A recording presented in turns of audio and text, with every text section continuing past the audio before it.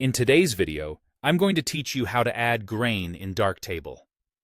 If you've ever wanted your digital photos to carry that classic film character, adding grain is a simple, effective way to do it.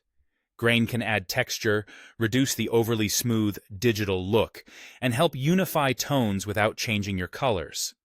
Start by opening your photo in the darkroom view. Grain is something you apply while editing a single image.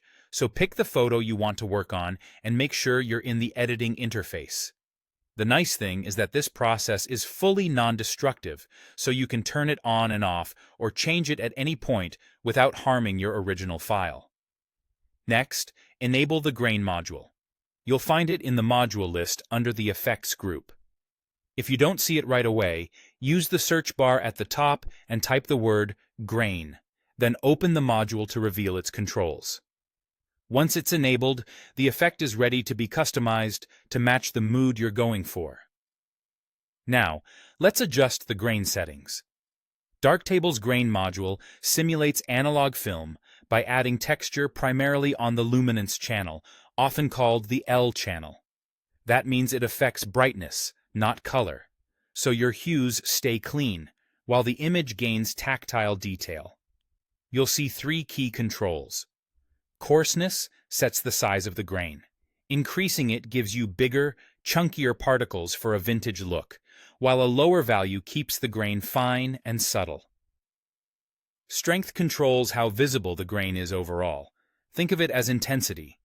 The mid-tone bias lets you steer where the grain shows most strongly, emphasizing mid-tones while easing off in deep shadows and bright highlights.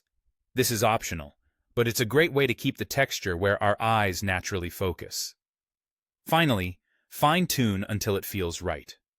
If you want a stronger effect, raise the strength, but do it gradually so the image doesn't look muddy or noisy. Use coarseness to mimic different film stocks. Finer values for modern, clean aesthetics, and coarser values for a grittier, old film vibe.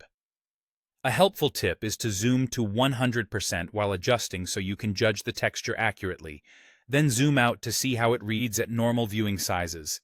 If shadows start to look blotchy or highlights get too sparkly, nudge the mid-tone bias to pull the grain back into the midtones. Keep an eye on smooth areas like skies and skin, where too much texture is most noticeable. When everything feels cohesive, you're done.